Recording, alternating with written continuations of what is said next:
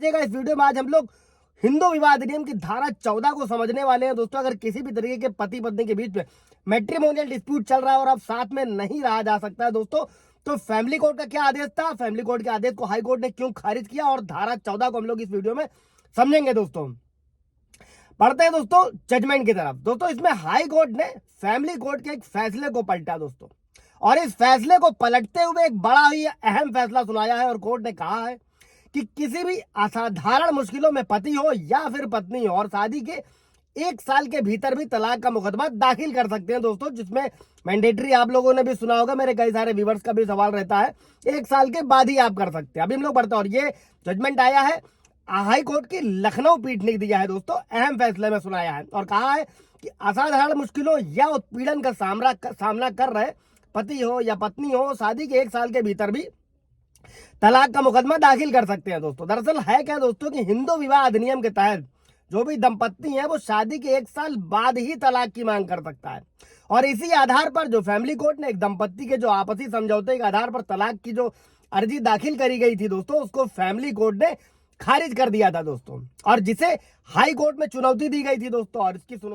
इसकी सुनवाई कर रहे थे दोस्तों न्यायमूर्ति विवेक चौधरी और न्यायमूर्ति ब्रजराज सिंह की दोस्तों खंडपीठ ने यह फैसला सुनाया है। मैटर क्या था, अम्बेडकर निवासी एक पति था, उसी की अपील पर यह जजमेंट आया, और इस मामले में जो शादी थी दंपत्ति का जो विवाह था ये भी एकदम नया नया था, 3 सितंबर 2024 को ही हुआ था दोस्तों। और संबंध बिगड़ने के दौरान क्या हुआ कि दोनों ने आपसी सहमति से जो है विवाह विच्छेद का जो है मतलब शादी को खत्म करने का मुकदमा अम्बेडकर नगर के फैमिली कोर्ट में दाखिल किया था दोस्तों, और शादी के 1 साल के भीतर मुकदमा दाखिल होने का जो आधार था उसको फैमिली कोर्ट ने खारिज कर दिया था दोस्तों। अब आप सभी व्यूवर्स के लिए इस धारा जो हिंदू विवाह अधिनियम की धारा 14 है इसको समझना बहुत जरूरी है दोस्तों। अगर किसी भी तरीके से पति पत्नी में विवाद चल रहा है और वो तलाक की ओर बढ़ना चाह रहे हैं दोस्तों, धारा 14 ये स्पष्ट करती है दोस्तों कि आपसी समझौते से जो विवाह विच्छेद का मुकदमा है वो शादी के 1 साल बाद ही लाया जा सकता है। आप लोगों ने भी सुना होगा। और हिंदू विवाह अधिनियम 1955 की जो धारा 14 है दोस्तों, वो विवाह के 1 साल के भीतर तलाक के लिए जो है याचिका दायर करने पर रोक लगाती है दोस्तों। और ये प्रावधान है कि विवाह की तारीख से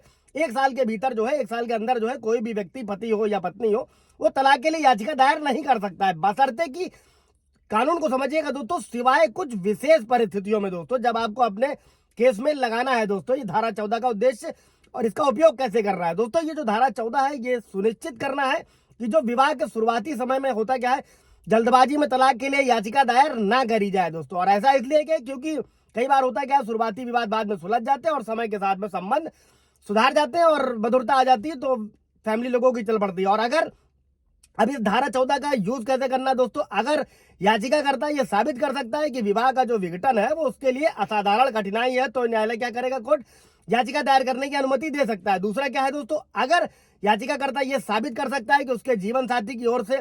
असाधारण चरित्रहीनता है, यानी कि एडल्ट्री में रह रही है, तो क्या कर सकता है, कोर्ट याचिका दायर करने की अनुमति दे सकता है। धारा 14 का सबसेक्शन 1 में ये कहा गया है दोस्तों कि शादी की तारीख से 1 साल बीतने के बाद ही जो है कोर्ट में याचिका तलाक की याचिका दायर करी जा सकती है अदालत में दोस्तों, लेकिन विशेष परिस्थितियों में विवाह के 1 साल के भीतर भी याचिका दायर करने की अनुमति दे सकती है दोस्तों। और कोर्ट में यह भी देखना होगा कि जो विवाह से पैदा हुए बच्चे उनके हितों पर क्या प्रभाव पड़ने वाला है। आशा है दोस्तों इस वीडियो से आप लोगों को क्लियर हुआ होगा। कोई सवाल जवाब होगा कमेंट में पूछेगा, इसके अलावा अपॉइंटमेंट भी बुक कर सकते हैं, आप बात कर सकते हैं। Thank you.